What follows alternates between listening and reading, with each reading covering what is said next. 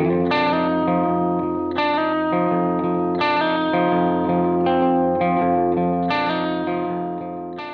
there, everybody. Welcome to another episode of Cloud-Based Mayhem. Before we get into this show with Jeff Ayliffe out in South Africa, I wanted to give you a little update about another hike and fly race I am organizing called the Global Rescue X Lost. The reason it's called the X Lost is it's going to take place in the Lost River Range mostly. That's over at King Mountain, famous hang gliding site back in the day and still is, and an amazing place to fly. It's kind of on the main spine of the Rockies. And this is the southern end of what Will Gadd and I did all those years ago up in Canada. But big mountains, big, huge, beautiful valleys, strong air, amazing just zone for big XC. And we're going to do a 3-day hike and fly race there, kind of like what we do with the Global Rescue X Red Rocks at the end of September down in Utah. This one will be at the end of May, the last 3 days of May, and over that weekend. And we don't have anywhere you can find out much about this yet. It'll be up on a website here shortly, but if you're interested, let me know. There's only 30 spots this year, and it'll be free for the most part. Just go out and rally with your friends and have fun and gather points at waypoints. That's how we're going to do it. We're just going to make waypoints that go farther and farther away from King, and the more you get, the more points you get. That's how it'll be scored. And so everybody's kind of on their own and decides what they want to do with the weather of the day. Should be a lot of fun. Jeff Ayliffe has been flying his entire life. He's 62 now. He started getting the bug with skydiving when he was 5. Started hanging out in drop zones and packing and doing everything he could to start jumping out of airplanes, which he has done his entire life. He was on the national team for a long time, done a ton of formation flying, and has some fantastic wild stories about all the years of jumping out of airplanes there in South Africa and around the world. We also talk about his most recent passion, flying the Mustache and flare kites on the dunes and on the coast regions there in South Africa. He's in the Garden Route in South Africa now. And yeah, this one's just filled with good stories. I had a blast with this. We don't do a lot of shows with skydivers. This is mostly skydiving. We get into paragliding, some other hang gliding, some other stuff too, but this one's mostly jumping out of airplanes and what happens when it goes right and what happens when it goes wrong. A lot of fun with this one. Enjoy. Cheers. Jeff, it's great to see you here. I know it's evening there in South Africa. First question is, where in South Africa are you? Where's home? I'm currently situated on the Garden Route, the Southern Cape, which is about 4 hours drive from Cape Town. I've been living here. I've been traveling back and forth for about 14 years, but I've been permanently here for about 6 years now. And this is really the paragliding capital over season. We're in our season at the moment with summer. And we've got so many visiting pilots from all over Europe, from the US, from everywhere at the moment. So we're bang in the middle. Yeah. Is that near Porterville then? It's Porterville is west of Cape Town. So Porterville's probably about 6.5 hours from here, but it's the same general area. Porterville is the big cross country. So you're up the east side. You're up the Durban side, or the other side, or the west side. We towards the Durban side. A little bit. Yeah. I sailed down that coast. It was very action-packed. Let's see, that would have been, I was coming down through Mozambique and went around the Cape and then up into Cape Town for about a month. That was 2010. And man, we came into Durban and we were sailing bare poles doing beyond hull speed. It was blowing so hard. Cape Town. And went in there at night. It was one of the spookiest things I've ever done. It was all lit up and it's for big ships. And we were just a 57-foot sailboat, but man, it was edgy. Yeah. Cape Town's got a reputation. Table Bay's got a reputation. We have the Volvo Ocean Race stop over there every 4 years. And, we've had some interesting restarts for the Volvo with 30 knots plus of breeze in the bay and those guys just hurtling out of there. So yeah, it's impressive. Yeah. And Cape Town's so pretty. How did you end up, what did you call it? The Garden Route. How did you end up there? I used to be in Durban. I grew up in Durban, and I started skydiving in Durban as a young kid. But my sort of part-time career was radio, and I worked for a radio station called Capital 604 in Durban. And after 1994, with the new government, the arrival of democracy, when Nelson Mandela became president, the radio station I was working for shut down because we were technically broadcasting out of the Transkei. And my only other option for radio work was to move to Cape Town. That for me was the next best thing. And I was still skydiving, but not as actively as I had been. And I was starting to dabble in paragliding. So I thought, well, a move to Cape Town can't be all bad. And I moved to Cape Town to get involved with radio, to get a radio career going again. And media has been your profession? Well, for most of my life, I was teaching skydiving full time for a number of years before I got into media. Funny enough, I got into radio through skydiving. I was running an AFF school, accelerated freefall school, out of Pietermaritzburg, and I was jumping on the South African team, and we were about to go and compete at a World Championship event in Brazil. And Capital Radio, who I listened to, was my choice of radio station. The sports team from Capital Radio happened to call the drop zone and I answered the phone. And they said, we're looking for one of the South African team members who's going to be going to Brazil in a week's time to the World Cup. And I said, well, happen to be one of those guys. And they said to me, great, would you like to do a little 4-minute radio piece for us every night from Brazil, just for a little live thing on our radio station? And I said, sure. I was pretty honored that I was going to be on Capital Radio, and I did that every night of the competition. And when I got back, they invited me to the studio and showed me around, and they said, you're welcome to come in at any time. And, and I started going in on weekends and learning the trade between my skydiving. And that was my next, I thought this was a pretty cool looking career to get involved with radio. I was offered a job as a trainee sports presenter. And a year after I was doing that, the one of the main sports presenters resigned. And I was offered a full-time job as a sports presenter. And so you present any sports, or did you kind of drill into certain, more aviation? I presented all sports at that stage. I had to. It was all the main sports in South Africa: rugby, cricket, soccer. We didn't have a big focus, of course, on basketball, baseball.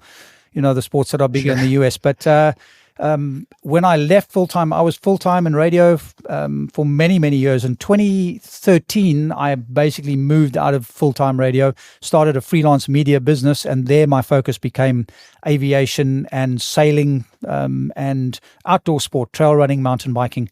But my aviation has always been closest to my heart, so to speak.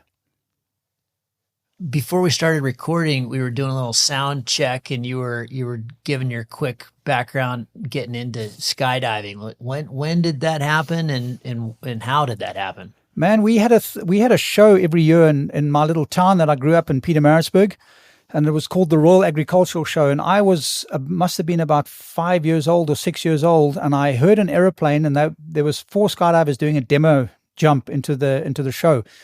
And they were wearing smoke bombs. And as a little kid, I saw these guys in free fall with these trails of smoke behind them. And apparently I said to my parents, hey, that's it. This has got to be the best thing, coolest thing I've ever seen in my life. And I demanded a book on parachuting, which I still remember. The book was by Charlie Shea Simmons from the UK. It was called Sport Parachuting by Charlie Shea Simmons. A lot of skydivers, old-time skydivers will remember the name. And I ended up going to the drop zone as a young schoolboy, aged 11 or 12. And I learned how to pack, and I had an official Aero Club packer's license at the age of 13. And I could only jump when I was 16 years old. So I had to wait, and I got the next course was 2 weeks before my 16th birthday. And the drop zone contacted the Aero Club of South Africa, as it was called then, and they got permission for me to do my first jump as a 15-year-old. So I started skydiving at age 15, and I pretty much picked it up from there and carried on.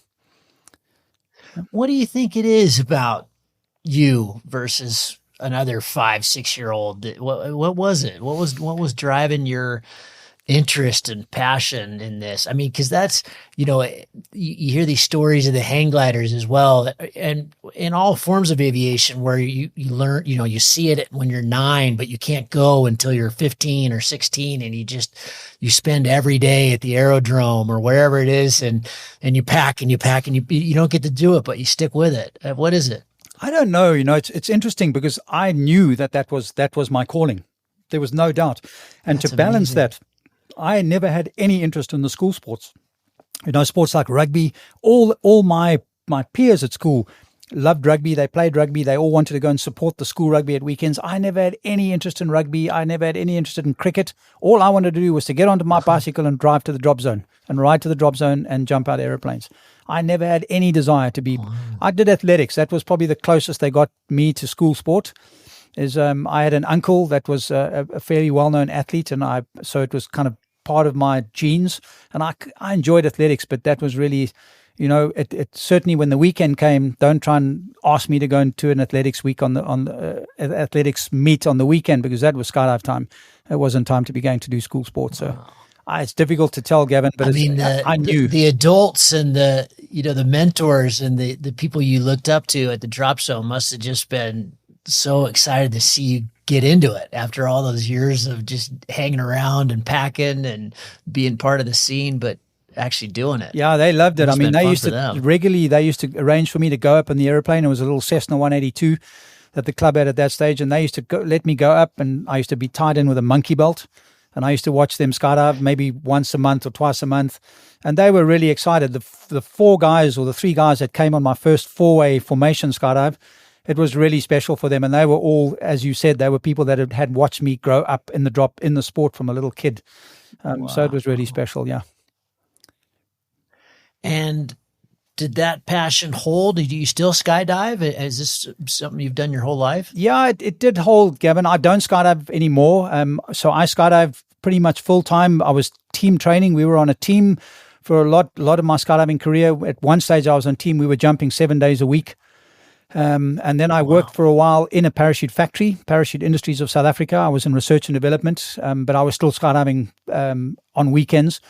And then I was teaching AFF for a long time. And in France, we went over AFF. In 1984, I went to the World Cup in France, the year before we went to Brazil, in fact. And I saw some skydivers running off mountains in France with their skydiving parachutes.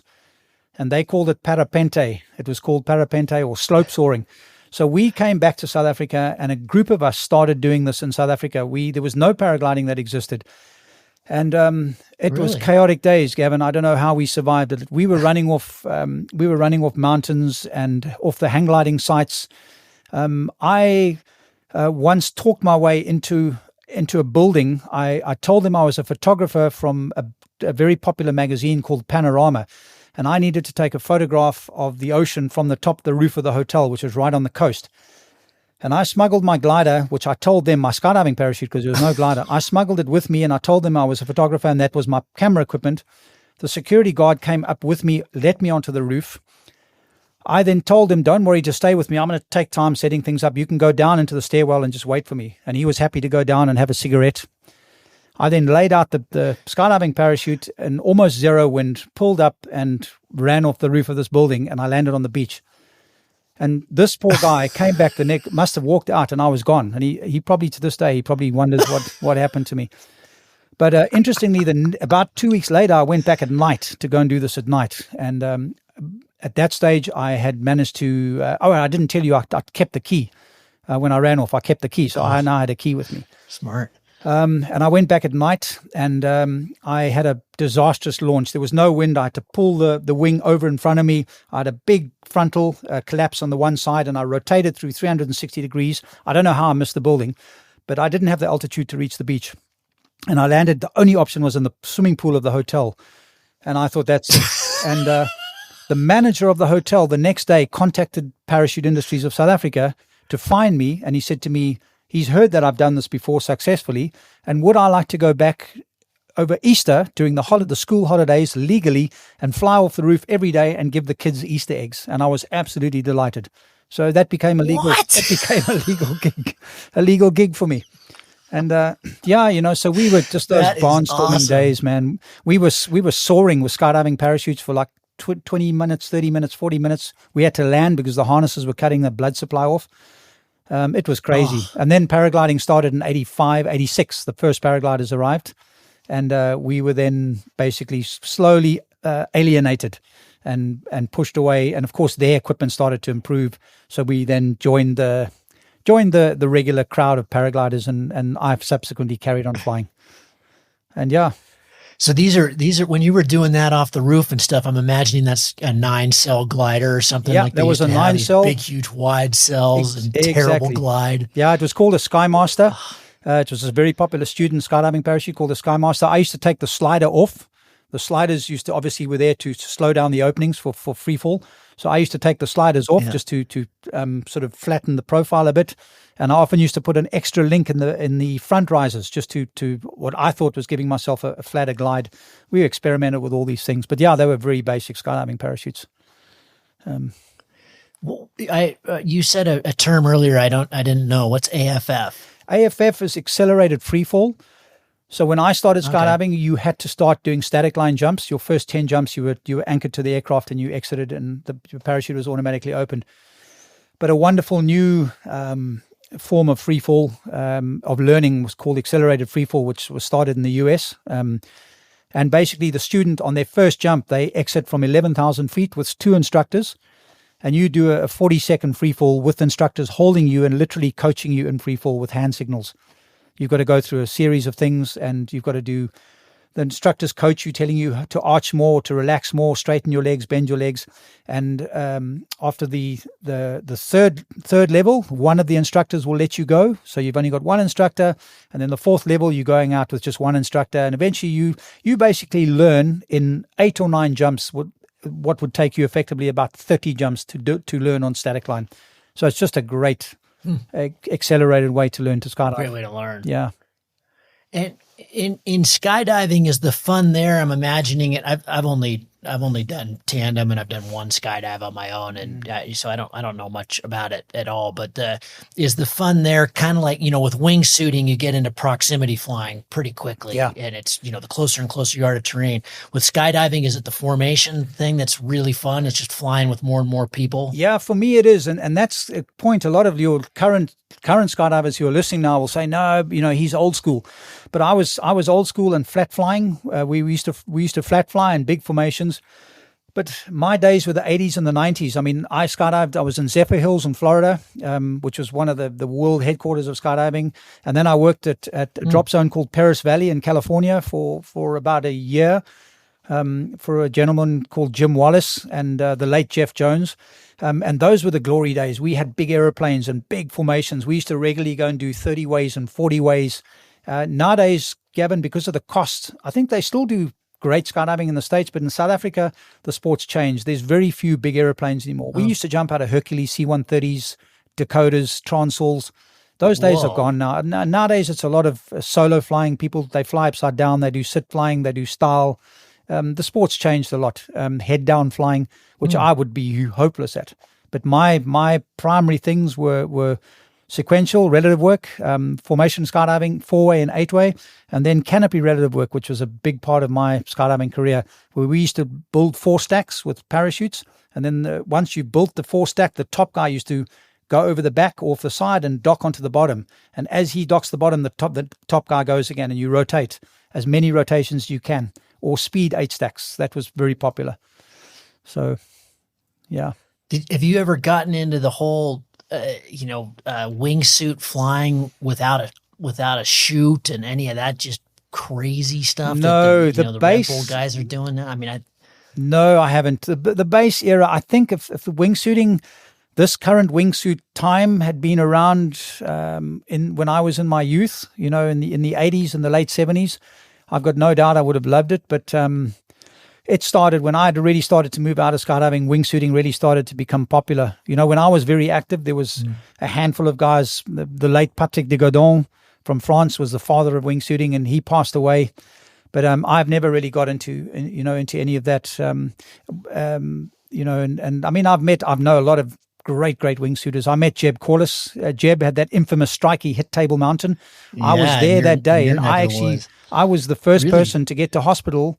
Somebody phoned me and told me, and I knew straight away it was Jeb because I knew he was in town. And the guy, Jeff, who was his cameraman, I was literally the first person to get into hospital. They let me up into the room just to see if Jeb needed anything, and Jeff was there.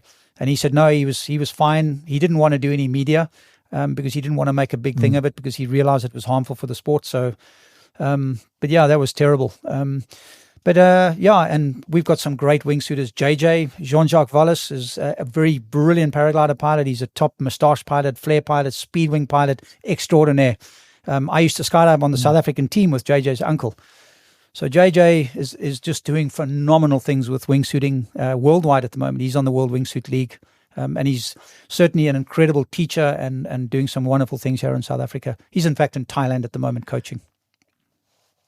You hear, of course, in our sport, all the accidents in paragliding, hang gliding, certainly, especially in the beginning, speed flying. I don't hear that much about skydiving accidents. How does it rank in there with risk and safety? And do you see a lot of bad stuff in your years skydiving as well, or is it relatively more safe? No, look, I would go as far as to say it was safer than paragliding for sure. I had less drama or saw less drama in skydiving.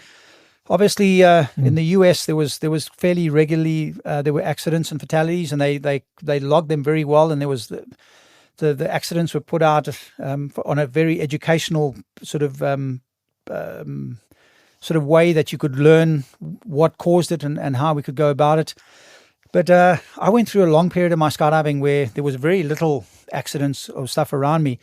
And I had a very unfortunate situation, which I'm happy to share on the podcast. I met a young lady, and we got very involved through skydiving.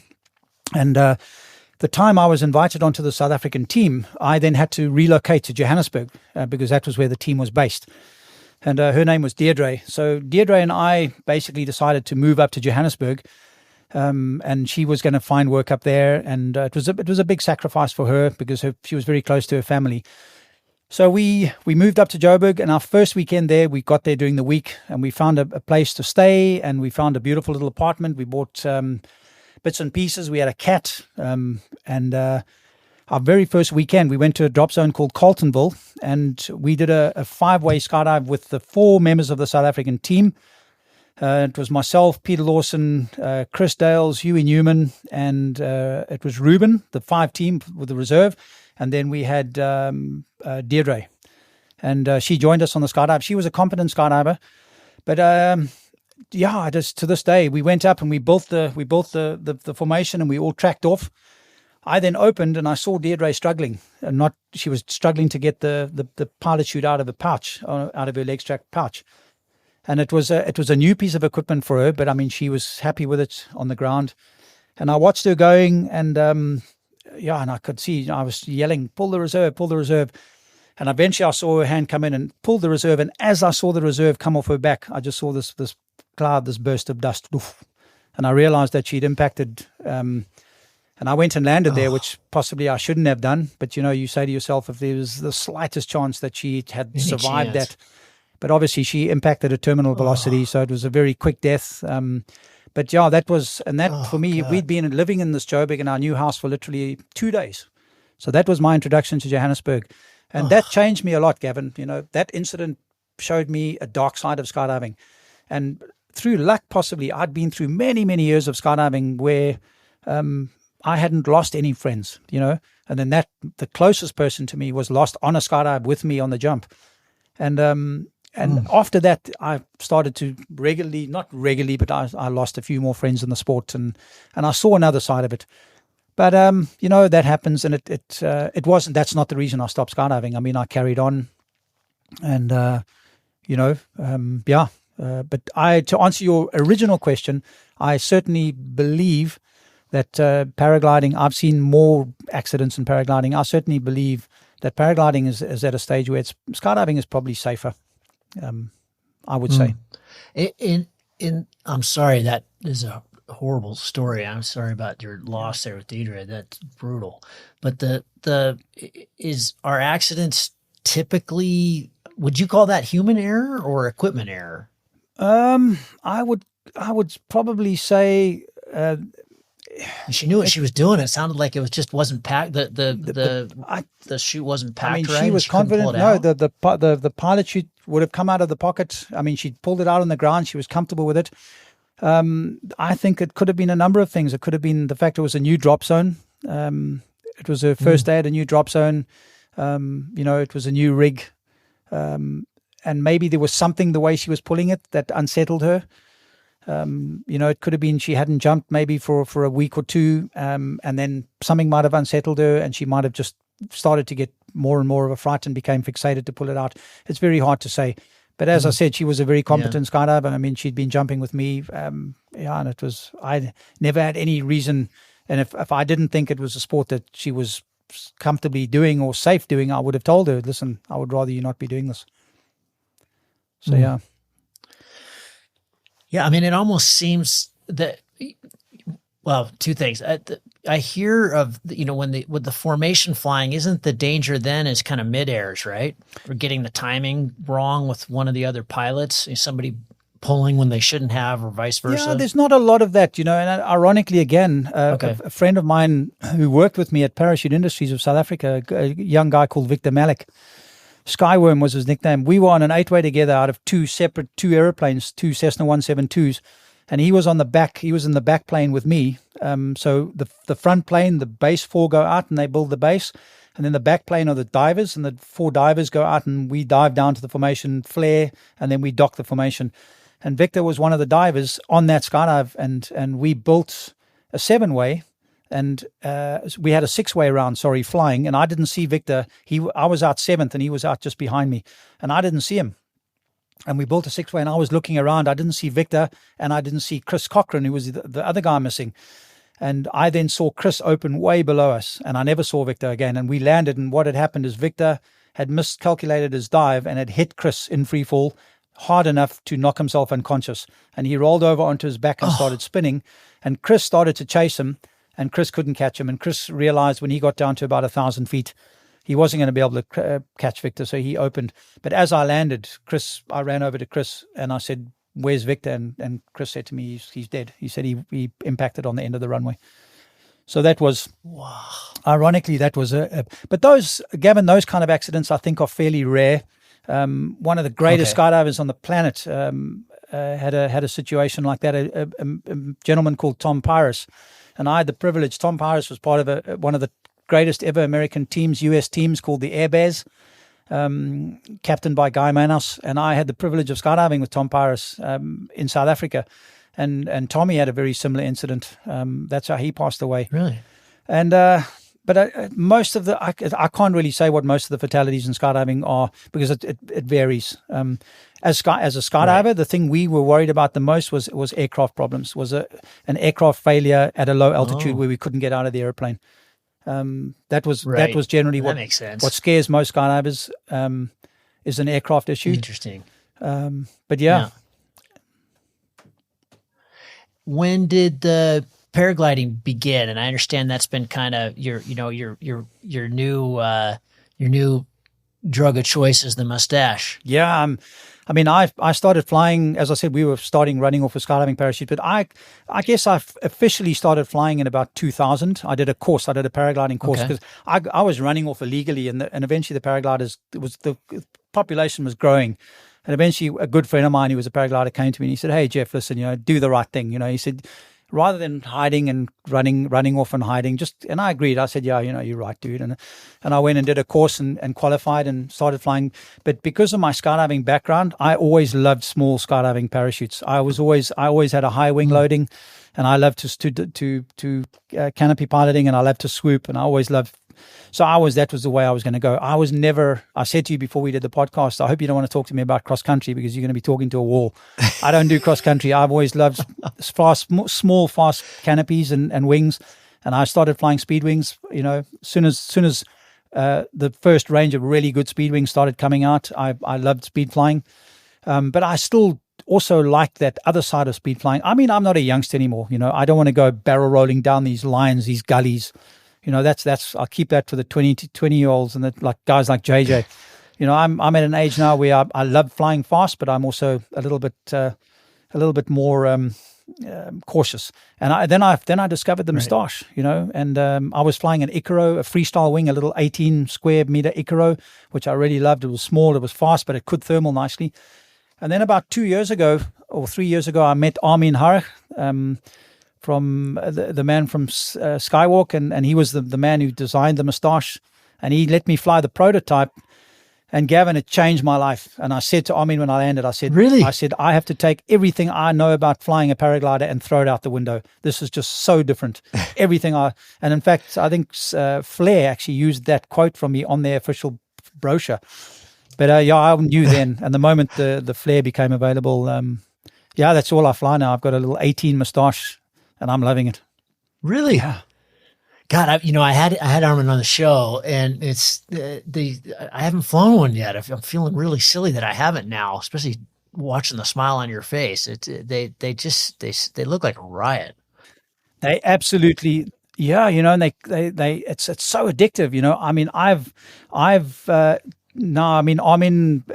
I'm helping them with marketing with Flair here in South Africa, and I've seen so many times people don't want to fly them. They're just a little bit skeptical, but it's so intuitive. If you're an experienced paraglider pilot, it's just so intuitive, And the moment, and most 90% of the people that I know that have taken the demo for a flight, they land and they come back and they say, "I shouldn't have done that. I now need to find money to buy a Moustache." And it's that addictive, And I mean, I met Marcus Anders just recently. The Flair design team, Benny Barley and Marcus Anders was here, who does a lot of work on the harnesses. It was great to meet Marcus Anders. I mean, I follow you guys on the Red Bull X-Alp, so to have met him was a privilege. But they came out with a new range, the next range of Moustaches of Flairs, and just watching these guys fly them was also, for me, was just so special, But they're incredible machines. Very addictive. And are you mostly ridge soaring with these? Is that what you're doing? Yeah, I'm mostly ridge soaring, flying coastal winds. But we've got a number of nice sites. We've got a place called the Bowl, when the wind's really up to like 30 kilometers an hour. We go and fly in the Bowl, and you can really throw these wings around and do tip drags and tip touches. And on the coast, when there's good winds blowing, I mean, we've got kilometer after kilometer of sea cliffs with just bush, and we can fly, feels like 100 miles an hour with your feet just dragging through these trees under the flares, going Mach 2 with your hair on fire. It's just, for me, that's just great. And other flare pilots fly, they fly them. I know a couple of guys who fly the Moustaches that fly them like hang gliders. They just want that extra safety where if a breeze suddenly does pick up, they've got all that extra speed on tap. And every flare pilot's got their own conditions that they really like to fly. And a friend of mine, Jamie and Iani are come and spend Swallows. They come and spend the season here. Very experienced flare pilots, and they do so much for the community. Jamie loves to fly in really strong wind. When Jamie's frothing and rubbing his hands together and running for the takeoff sights, that's normally when I'm saying, it can maybe back off a little bit for me because I'm a little bit lighter. But they're just so addictive, and we've got a good core of guys here that are flying them now. And what's interesting for me as well, Gavin, is to see how many manufacturers are now coming out with parakites. It's just starting to explode. It's really seeing more and more of them. I think there are certain parts of the world too, where there's dune flying and soaring and that kind of thing, where it's just taken over. I understand that's all you see. I'm still up in the big mountains. I haven't even seen one. Yeah, look, I'm going to be honest and say there was a fair amount of unhappiness when the first Moustaches started to arrive here, because you suddenly had a situation where you've got paragliders on these ridges, and they're flying really slowly, and if you're flying a paraglider and the flares are flying, it's scary. It can be scary because the flares have got so much. You'll look behind and you'll see a flare behind you, and he'll be 40 meters behind you and above you, and you'll look in front and you'll fly for a few seconds and look, and he's not there anymore. Suddenly he's coming underneath you overtaking you underneath you at a like a bat out of hell, and then he's climbing up above you again. So you've got to be very cognizant of that fact. When you're flying a moustache, you've got to be very aware as well that you're flying on so many different levels because of your ability to climb and your speed. You've got to be very aware of what's happening. It's as important, but it can be very scary for the paraglider pilots, especially the inexperienced ones. And there was a lot of guys that were just getting too many frights, and it started causing a bit of bad blood. There was a lot of, I won't say fights, but it started to get quite tense, and we had to pull everyone together. And now there's more and more moustaches arriving. So we're gonna need to be very careful about how we monitor it.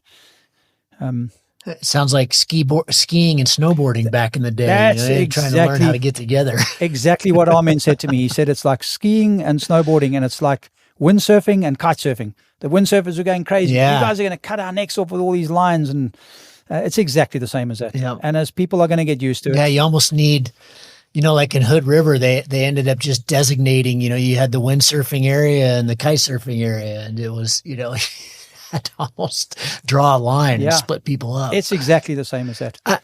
I'm trying to imagine why can you launch a mustache or flare a parakite in so much more wind? They just don't have the power right off the ground that a paraglider would.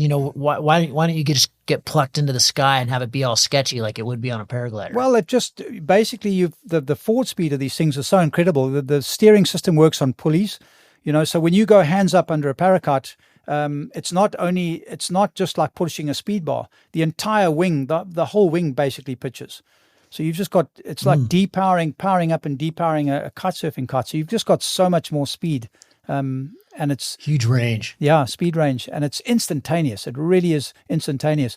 And I mean, I've had incredible experiences where I've taken off in strong conditions with the moustache, and I've literally been able to pump it just rhythmically, and I've gone up. I've been able to literally pump it up. I've seen JJ launch from the ground and pump up to the roof of the hangar. It's just phenomenal. And of course, because of the inbuilt reflex, they can't front tuck, so they can dive right over you. And if you keep your hands up, they dive right over you. If you apply brakes when they've overshot you, if you then apply a little bit of brakes, then you'll get a front tuck. But I mean, they're tremendously safe in terms of the reflex stops them. And they do collapse. I mean, we've seen videos doing the rounds of moustaches that can collapse. You fly anything into turbulence, if it's a soft wing, it's going to collapse. So you've got to be aware of it. Speed wing pilots, I've always said they need to be way more aware than cross-country pilots for turbulence, because a speed wing collapses in turbulence, things can go south very quickly. And I think the same with the moustache. But generally, I will go out as far as saying that I feel safer flying a moustache than I have under any other glider. I've had it in turbulence. It just feels so solid. I've got the speed to get away if the wind picks up. I've never had any issues. Fascinating. Did you ever spend any time hang gliding? I did a hang gliding course with Johan Anderson, but I did about 7 high flights. And it's to me, hang gliding is still the most pure form of human flight. I believe it's the purest form of human flight. Yeah. And whenever I see a hang glider, especially one of the modern gliders, these beautiful new Moys, the toplesses, and I mean, to me, the big issue was just the rigging and the de-rigging and carrying it up and carrying it down. Yeah. And I mean, my friends always used to tell me that's part of the game. You're going to have you'll have the reward. Get involved in the sport, and you'll have the rewards. But yeah. I mean, I just think being prone makes so much sense. It's the form of aviation where you're a bird rather than just sitting there in a couch. It doesn't make any sense how we sit in a paraglider. Yeah, I agree 100%. That's why I say it's the most beautifully natural form of free flight. And in fact, before I'd even got 100, I had 100 jumps, not even 100 jumps. And I went and did a hang gliding course. I wanted to go and do a hang gliding course in Natal, but it never happened for some reason. But I was as attracted to hang gliding in the early days. And I think it was a pure balance. If I'd started hang gliding before I started skydiving, I think I would have gone the hang gliding route. Would have been that. Yeah. But anyway. That's interesting. Huh. I think I missed an opportunity to ask you about something, not to take us back to the darker side of these sports, but you said, when the accident happened with your partner, with Deidre, it really changed your perspective. Yeah. Can we dive into that a little bit more? What? Yeah.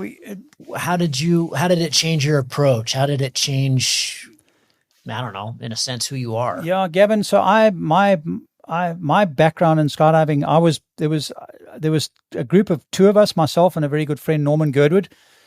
And we were very influenced by two other young skydivers, Eddie Meinkies, who's also no longer with us, and Alan O'Gorman, who remains a good friend of mine. And they were really, Eddie and Alan were very much the people who influenced Norman and I as youngsters, as schoolboys. And Eddie and Alan used to see how low they could open, and they were getting grounded all the time, and they were naughty boys. And my skydiving career started off like that. We've got stories. One that comes to mind is still a jump that the Maritzburg. People still talk about it in Peter Maritzburg, and nobody knew for a long time whether it actually happened or whether it was urban legend. But 5 of us basically stole the aircraft out of the hangar at 3 a.m. in the morning after an entire night in the bar drinking. And we then took off, and there was a dingy little fast food restaurant called the Pie Cot in Peter Maritzburg, which was in downtown Maritzburg, in the bus depot, in the taxi ranks in downtown Peter Maritzburg. And we always, one night at about 7 in the evening, we decided tonight would be a good night to go and skydive into the Pie Cot, which we'd been wanting to do for many years. And the more beers we had, the more this idea appealed to us. And eventually we got rid of all the safety officers and the instructors. And at 3 a.m. in the morning, in fact, it was about 2:30 a.m., we took off in a Cessna 172. We had no lights, no torches. I think one person on the load had an altimeter. And we took off and we flew to 7,000 feet, and we exited over the middle of town. And we built a 5-way round, and we landed, tracked off. It was a beautiful skydive. By the time we were in free fall, we were all sober, I'm pretty sure. But it was this most beautiful skydive. We sitting there, we could... Or so you thought. Yeah, so we thought. And we all landed in different spots in the city, went back to the parachute club. We packed our equipment at the clubhouse, not at the hangar, so the guys wouldn't find out. But we made the mistake the next morning.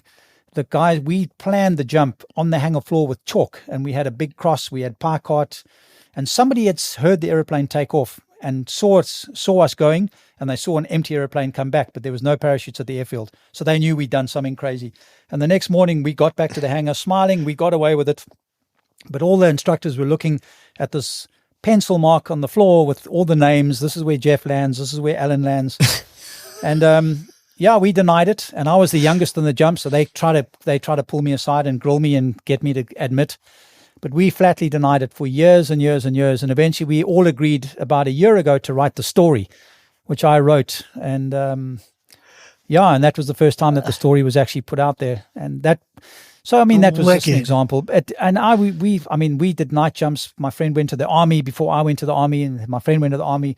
We did crazy night jumps. We were opening low. And I believed I was bulletproof. My skydiving career, I got away with so much that I shouldn't have got away with. And Deirdre's accident made me realize that there are consequences to this game. And you can never... How old were you then? I was about 24 at that stage. Yeah, pretty early. 25. Yeah, it was pretty early. Yeah. I'm trying to think how old I was. I was about 20. I was about 26 thereabouts. Between 24 and 26. That was 1985. Am I jumping to too much of a conclusion? Do you ever look at these things and go, "Man, she might have saved my life"? Yeah, that's in a way. I haven't actually looked at it like that, but the way you say it now, and what I've just said to you, that makes perfect sense. Yeah. I often think that for me, and listeners who listen to the show have heard this one before, so I'm not going to get into it. But the incident, in a sense, that I'm pretty convinced saved my life was basically dying in a river. I was my previous life, I was really into rivers and paddling and did a lot of scary, really stupid stuff.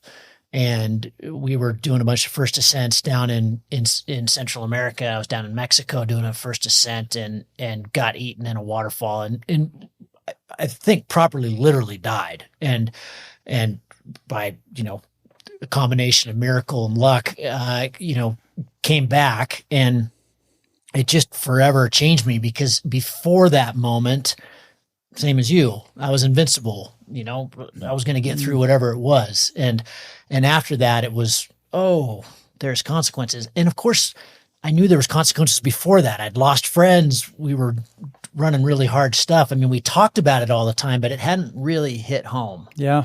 Yeah. No, it's an interesting point. You know, that incident, the tragedy with Deirdre could well have been the catalyst. Well, it was the catalyst that made me realize, you know, and that could well have saved my life, you know. So, yeah. I mean, my scariest moment in skydiving, the closest I came to fatality in skydiving was in canopy RW. We had a horrible parachute wrap. All four of us, or three out of the four of us were involved. And I was stuck. I was wrapped up in all the lines in the middle of all of this, and the other guys eventually cut away, and I then had to get out of all the lines before I could cut away. And I wasn't even sure by the time I'd got too low, and I wasn't even sure whether I was still attached to their three parachutes. But I didn't have time anymore to keep trying to find lines. So I thought, well, I'm too low. I've got to cut away. And if I've got the grace of God on my side, I'm going to be clear, and I'll get my reserve. And if not, then that's it. And I cut away. And the most beautiful thing I ever saw was seeing three parachutes as I pulled the cutaway handle, going back into free fall, seeing three parachutes disappearing. And I've rolled over, pulled the reserve. I was under reserve really low. Yeah, I mean, that was lucky. But apart from that, what happened? How did you guys get all tangled up like that? So we were doing rotations. So we build a speed four stack. And then as the bottom guy hits, the top guy then used to full stall over the back of the parachute and go down and drop down in the burble behind and then hit the bottom. And as he hit the bottom, the next guy goes. And it was a high speed. And we were 2 weeks. We were 2 weeks out from the competition. And we were favorites to win the nationals, and we were 2 weeks out. And Henny Besaidenote, was it Henny? One of the top guy went over and got caught. The pilot chute, the bridle cord and the pilot chute tracks behind. And for some reason on that rotation, the guy got his ankle caught in the pilot chute and collapsed the second canopy as he was going. The second canopy then collapsed into the third canopy, which pulled me into the canopy, and eventually we were all in chaos. God, what a mess. That was a mess, man. And, yeah. And everybody got out of it. Everyone got out of it, yeah. And the most surreal thing for me was the guy who was the second to last guy to cut away. He had lines wrapped around his feet, and the only way he got out was by pulling his shoe off. Got the line off his feet, and then he cut away. And I remember all this chaos and mayhem, and then I cut away, and I had a round reserve then. I didn't have a square reserve. Cut away, back into free fall. This round reserve opens of mine. I'm under this round reserve, and it's absolutely silent. And I'm still sitting there thinking, I can't believe I've just got away with this.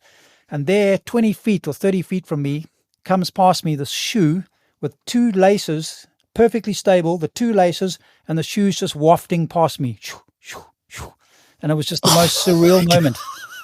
I remember looking at this, being fixated on the shoe, thinking, well, crazy, the things your mind remembers, when things like that happen. Yeah. But yeah. Did you guys win? We won that nationals. I'm very proud to say. We were our average dropped. We had 2 more weeks to train, and we went back. We took the next day off, and we came back midweek to start training, and our average went down a lot. But we came back and we won that nationals by 2 points. It was very, very close, but we pulled it out the bag. That's pretty impressive that all four of you were able to hold it together. Yeah, and I think you think one of you would have been like, I don't know about this. Yeah, and Gavin, I think that is probably the proudest achievement of my skydiving career, was that competition, was winning that 4-way rotation nationals. God, I bet. Yeah. Wow. You got any other stories like that? That was a ripper, man. Jeez. Yeah. I'm just envisioning this shoe going down in front of you. That's wild. Yeah, no, it was.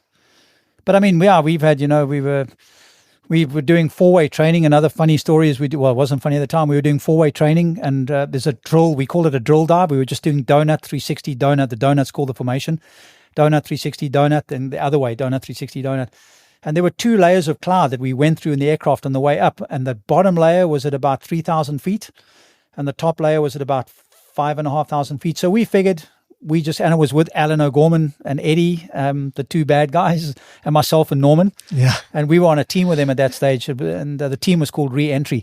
And we figured the bottom cloud's at 3,000 feet, so we're not going to worry about looking at altimeters. We're just going to go, when we break the bottom cloud, That's our cue to track off and open.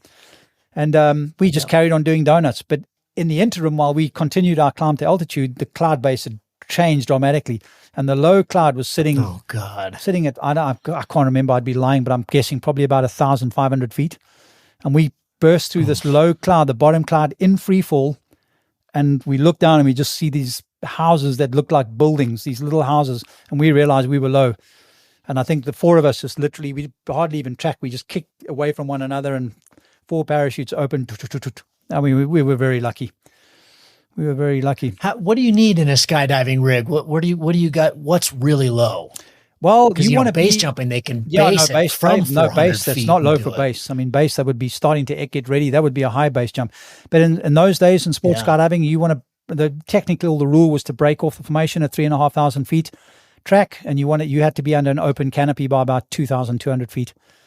So a lot of time. Yeah, so you got time, and that was really just to give yourself much time. But in the event of a high speed malfunction, you want to give yourself time to get away from it.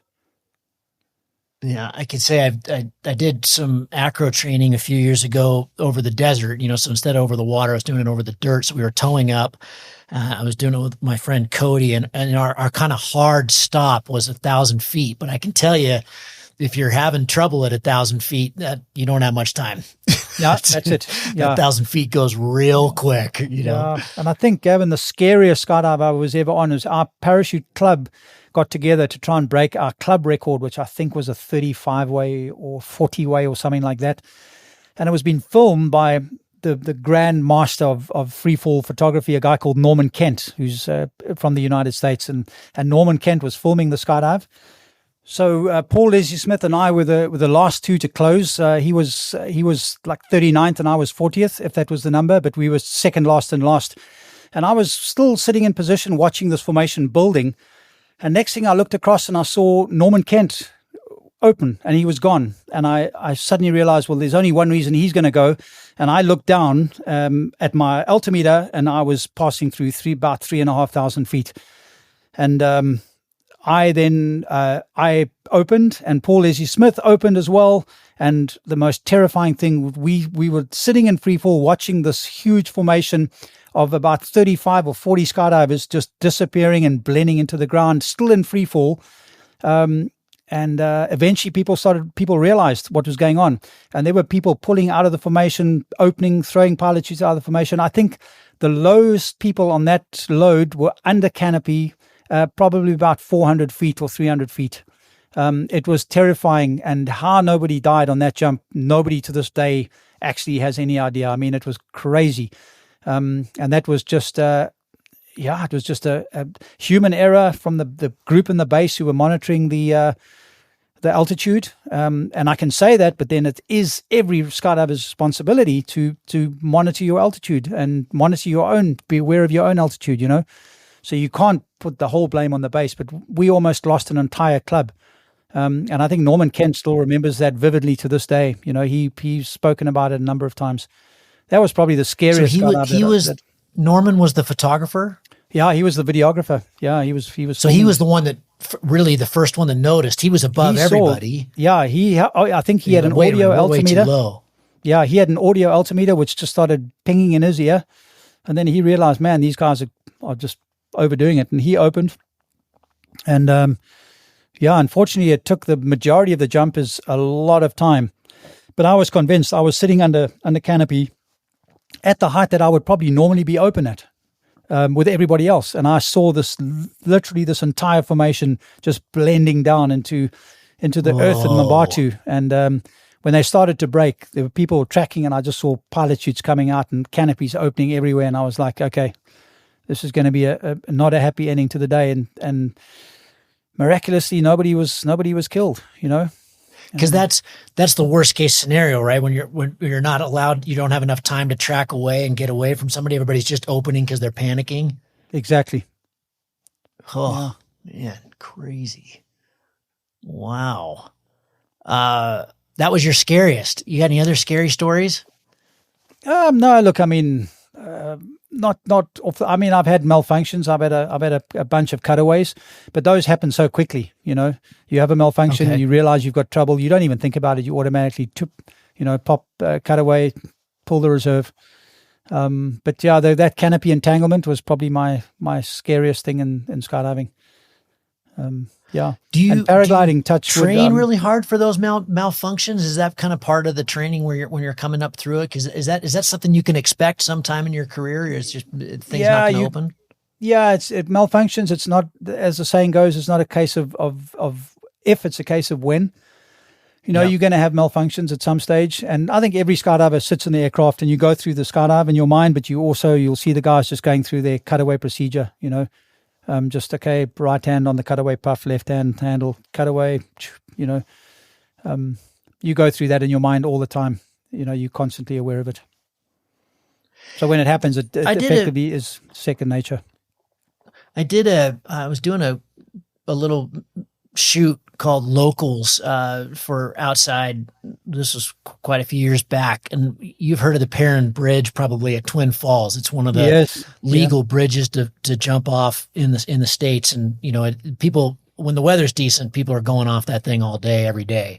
And Miles Dasher is one of the Red Bull pilots, and has made it very famous. He lives there in Twin, and we went down for this short film thing I was working on, and they wanted to hook me off the bridge, and I had never done a base, and so he packed my chute and said, "Hey, listen, this will open," but what he was nervous about is, I hadn't done any skydiving, and he said, just the only reason I'm letting you do this is because I know you've got a lot of aviation background and you're not going to panic. You're going to jump off this bridge and you're going to grab the pilot and throw it, because most people, if it's their first time and they haven't done a bunch of that's why they do so much skydiving before you start base jumping, is because, people lock up and they just plummet to their death. They're not going to grab that thing because they just panic. And I said, listen, I'm not going to panic. It'll be absolutely fine. And it was a thrill. It was great. It was a ton of fun, and I grabbed it. But is that a big thing? Do people just not throw? Man, I haven't, to be honest, I haven't come across that type of thing. I don't have any base jumping background, but certainly in skydiving, I haven't seen. I've seen people that certainly lose track of altitude and lose track of time, where I've had to, in my AFF career, I've physically had to open a number of students. I've been giving them the signal to pull. They haven't pulled, and you give them as much option as you can safely within the parameters. And then eventually, if you're the main side jump master, you then take the decision, take their pilot chute and throw it. So, I mean, I've had that on a number of occasions, but, oh, wow. Yeah. And for me, for some of the scariest jump mastering or instructing that I've done is people on first free falls, because they've done 10 static line jumps, and their static line jumps go well, they relax, but their first free fall, something in their brain tells them that they are no longer attached to this umbilical cord. That when they step off that step, they've got to make the physical action of pulling that ripcord, and something in their brain fries, and inevitably they often will go unstable. I've seen very few perfect first free falls, they'll do perfect static line jumps, but the moment the first free fall, psychologically, you're on your own, you no longer have that umbilical cord, and the static line's not attached. And I've had some horror things where I've seen them go unstable and roll and eventually get the ripcord out. You have sleepless nights sometimes. But as an AFF instructor, you learn very quickly to analyze what you've got on your plate in terms of a new student. And there's been a time in my career as well where I've had to go to somebody after 3 levels of AFF and say to them, with all due respect, this is not really your thing. And the people there have actually realized they've obviously intelligent enough to know, okay, I understand. I can see that I've really been battling, and I agree with you. They're almost happy that you've given them an out, But there's been just a handful of times where I've had to go to my students and say, listen, guy, I know you love this and you're trying, but it's just maybe not your thing, Now we're in some pretty serious crossover with paragliding. I'm sure hang gliding as well. This has come up on the show quite a bit, but I haven't heard many instructors have to do that in paragliding, but I feel like it should. There are definitely people that get into this sport that should be doing something else. How do you approach that? How do you deliver it? I would imagine they would be very thankful that they've got an out, but there are people that shouldn't be doing this. I agree with you, Gavin, 100%. And I've never did my instructor's rating in paragliding. I was always just going to fly for fun. And obviously if I see somebody, I'm always available to offer advice on, if I see somebody landing and struggling with the landing approach or something, but I'm not a certified instructor. But I agree with you 100%. I've seen takeoffs and people flying in strong wind conditions here where I've seen people getting thrown off the mountain where literally the instructors have done everything. And my first belief is that if you can't take off and if you can't launch on your own, pull it up and launch on your own, then you shouldn't be flying. And I can understand your first flight if it's a bit of nerves, but I've seen repetitive cases where people are having to get babied through. And in certainly more cases in paragliding, I've seen people that I just wonder, man, this is not for you. But you've got to respect, for me, the people love what they're doing and they want to fly. So I always say, if I see somebody blatantly endangering themselves, of course I'm going to go and say something. But we see crazy times, especially this time of year. At our local flying site here in the Garden Route, when we've got strong winds and we've got a lot of visiting pilots. A lot of them aren't used to launching in high wind conditions. A lot of them are used to alpine type launches with flat, light wind, grassy slopes. And we see some crazy stuff going on, man,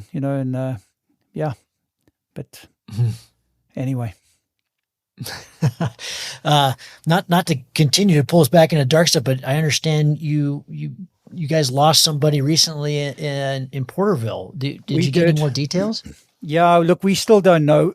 Sadly, he was one of our most experienced pilots, a gentleman called Josh Degenager, an absolute legend in the sport, a full-time tandem instructor and a cross-country absolute addict. I think he would like to be known as. Josh, whenever he got the chance, he'd go into the big mountains, into the flatlands and tow. That's where all the records were broken. And he used to go and winch up. And Josh's great joy was going out on his own and getting towed up. And then, we've seen videos that he used to post of just flying this bucking Bronco in crazy thermals at like 3,000 meters. And he's still going up and riding the smoke from fires. And he was just an absolute legend. And sadly, he was on holiday with his wife recently. And he took off and nobody knows what happened. He was found at 3 a.m. in the morning by a rescue team and he was found in a river. I don't know the details, whether he drowned, whether death was by drowning but his reserve had been thrown apparently. And I know they are busy doing the accident report at the moment. Josh's funeral was in Cape Town just a week or so ago. So it's a huge loss to the flying community. That was it was a very sad thing. But we unfortunately we don't have any details as to you don't really know. And we in fact lost. There was another pilot that died about 2 months ago in Porterville as well. Also crossing over into the Tilbach Valley. Also an experienced cross-country pilot, and he was found. We don't know what the situation was there. Porterville, unfortunately, is big sky country, and it claims lives. It's a lot of people have lost their lives in Porterville, and for me, I used to fly there when I was filming cross country. I was doing media. I used to go and scratch in a flight before the window opened for the cross country pilots, and it was always. There were days at Porterville. I remember I was struggling to land. I was battling to get down to get back to the takeoff to film the start of the task, and I was just like, why am I flying in this place? Yeah. But anyway, it's windy. Yeah, I haven't flown there. It gets very thermic, and the sea breeze pulls through in the late afternoon. So you want to get your flying done before the sea breeze comes in. But there's sometimes, if there's a little bit cross, competition tasks. Sometimes they take a chance and they'll send a task off with a little bit of a crosswind and big strong thermals. That can cause chaos. And I take my hat off, to the cross country guys who go and fly there. But it's not really my thing. Last thing I wanted to ask you about is, and I know, you just said cross country is not your thing, but South Africa has had, since Neville has had it's put its stamp on the big distance there's Texas, there's Brazil, there's South Africa. Those are the big three. And you mentioned Marcus Anders. They were out there recently going for it.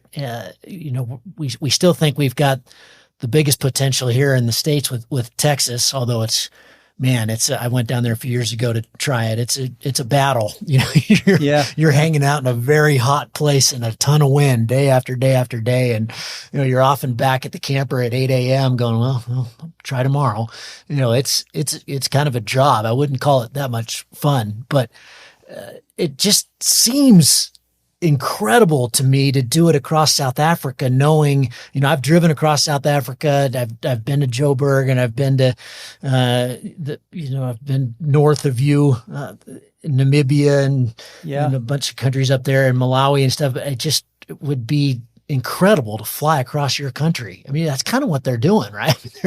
They're almost going coast to coast. Yeah, exactly. And because the wings, as the gliders improve and the performance improves and the standard of flying improves, it's becoming more and more difficult to find, because there's certain areas you can fly up to the mountains at Lesotho from as far, from the one side, but you don't want to go over the big mountains into Lesotho because that's pretty inhospitable terrain. So I don't follow it that closely, but I know that the guys have been struggling. They used to start from a place called De Aar, but now they've covered that distance. Now they're needing to find places further and further away, to make that gap longer and longer. I had a really interesting trip about 2010, I'm guessing, but Ozone came out. Mike Kavanagh and Dov de Gaulle, the test pilot and designer from Ozone, came out, and they had all the new Ozone wings. And I was pulled on board as a media guy. And they were towing every day. And basically the plan was we started off in Swakopmund, up right on the west coast, as far west as we could go, in a place called Springbok. And the plan was just to fly and follow the dirt roads and winch up. And whoever lands the furthest, we camped for the night. And then we took off the next day and we carried on going. And that was an amazing trip. And there was my exposure to some top cross-country guys. These guys used to get winched up and just thermal and just disappear. And then they used to radio us from another town and say, okay, I've landed in a small little town. Here I am. It's a part of the sport, Gavin. Even you guys, the X-Alps, that's a part of the sport that's very alien to me, and it's, I have huge respect, to anyone who can fly in those conditions day after day, Man, that must take some doing. What keeps you up at night in a good way with this sport? What's in your future? What are you excited about? I'm excited. I'm excited about the development of the wings and the gliders. And I was saying to Armin the other day, the very first square parachute was technically the first popular square parachute was a parachute called a Stratostar. And that came out in 1976 or 77. And my very first square jump was with a Stratostar. And I had to have 72 jumps under a round parachute before I was allowed to jump a Stratostar. And I then jumped a Stratostar. And in my career, I've then followed the progress of square parachutes from 5 cells to 7 cells to 9 cells to elliptical wings and I've jumped, and because my passion was the parachutes, I've jumped all the latest designs and the newest designs. And I remember a wing called a canopy called a stiletto by Performance Designs was my favorite. And I remember being overawed with jumping the stiletto. And for me to have done that and now to have reached the stage where I'm now flying a Paracite, which is the latest. And for me, the interesting thing is just to see where the development of these wings are going to go. And that's what I think about. Whenever I get an opportunity to fly a new design wing, I love it, just to feel what it's like. And at the end of the day, the skill set to me feels the same. It's just, it's the ability that you have to become one with the paraglider, not to have to think about what you're doing, but you take off on a glider and you can feel very quickly, okay, this is how this wing's responding. And you can just subtly change your style to fly a new wing. And that's what excites me, is flying new wings and feeling the differences, the subtle differences. I mean, I'm 62 now, so I'm not going to be competing anywhere. I don't think I'm ever going to I'd love to end up in an instruction role with parakites at some stage, and certainly in a marketing and a media role with parakites if I can. But for me, the exciting thing is just to follow, to see where the new gliders, the design of the wings are going, and to hopefully to be healthy enough to keep flying them for as long as I can. Hey, I lied. I do have two more questions, actually. Your son. Tell me about your son. Yeah, my son is grew up around skydiving and around paragliding, and he was flying my speed wings. He was ground handling my speed wings when he was 7 years old. Cool. And he was, in fact, running off dunes with my speedwing when he was about 12, and very natural little pilot. He did a paragliding license about 4 years ago, and he was a very gifted pilot. He took to it straight away. But when he left, when he was in his last grade 12, his last year of school, he decided aviation was going to be his thing. And he decided instead of going my route into free flight, he wanted to fly real airplanes, which I'm not going to say I was too disappointed about. It's an expensive route, but so instead of going to varsity or college, he then went straight to aviation school in Durban and did an aviation private pilot's license, then went on to become a commercial pilot, then instructed in Johannesburg. And he had a terrifying incident. He was teaching a student, and they were flying a 172 back from the general flying area on a night flight. They were actually flying to the general flying area, and the aircraft engine started to vibrate. So Talon is his name. Talon told the student, "Listen, it's my airplane. The evening's over. We're going to go back. Something's not good." Turned around. He made a just I think they called it a pan call, just to let people know that there was potentially a problem. Yeah. And he was put into a pattern for Wonderboom Airport, and he was probably in a long downwind leg in a queue, and the aircraft suddenly started to vibrate really, really violently. So he then called Mayday, and he peeled out of the pattern to go straight for the airfield, and at that point the engine cut. And there was absolute pitch darkness underneath him. It was pitch black. And he saw what he thought was a street lamp, which was in fact a street lamp. And it lit up a small little piece of road. And he, by the grace of God, managed to put the 172 down in blackness with this little piece of road. And it turned out to be the road in a little location, a little township location outside of Pretoria called the Maloto Street, sorry. And he landed this road with telephone wires. It was a small road and poles and houses. He put the 172 down in the dark. By the grace of God, they were absolutely fine. The aircraft was undamaged. And that was terrifying, man. But anyway, I'm happy. Yeah, and that somebody said to me, his glass. They say you get two glasses, one glass of luck and one glass of experience. I think he used up a lot of his luck glass there, but. Took a few coins out of that one. He did an amazing job. The other one for sure. Yeah, but I'm proud to say he now flies PC-12s and Grand Caravans for a company called Federal Airlines. He's now flying into Africa, into Zambia, into Botswana, and he's flying captain in a beautiful PC-12. So he's doing extremely well, and awesome. That's great. Jeff, if you could rewind the clock to your kind of 50-hour self, which was, you were probably 10 quite a while ago, but what would your 62-year-old self tell that 50-year-old self? You could say one thing to that self and say, hey, here's something I've learned. Here's what I want you to know going forward. Wow, that's a tricky one. I would certainly have, I would say, spend more time in the industry. If I had done that, I'm at a stage now where I'm freelancing. But I would have said to myself, spend more time in the industry getting qualifications. I often look back and, I should have gone and become a master parachute rigger. And I should have set my goals higher into getting into the design side. My interest purely because of my design and wings now. I'm disappointed that I just wanted to jump out of airplanes and I wanted to cause trouble. And I was young and inexperienced, and I just wanted to have as much fun. I would tell my young self I wouldn't have changed that lifestyle and what I chose to do, but I would have gone about it with a much more dedicated look as a career. I would have gone and said, get as many ratings as you can, become a master rigger, maybe even get a private pilot's license so you can fly as well, become a master parachute rigger, become a designer, learn about the design stuff, and spend more time in the factories with the guys learning that side of the sport. That's probably my biggest regret. So, yeah. Otherwise, good I wouldn't change a thing. Yeah, good advice. Just more balanced, more thorough, more foundation. Yeah. I like it. Jeff, you're a treasure, man. Thank you very much. I appreciate your time. This has been a real thrill and a real joy, and it's fun to hear about a side of the sport that I really don't know much about. Yeah, Gavin, thanks very much. It's a huge privilege for me. When I got your message saying, "Hey, do you want to come on my podcast?" I was like, "This is the Mayhem podcast. Have you got the right guy?"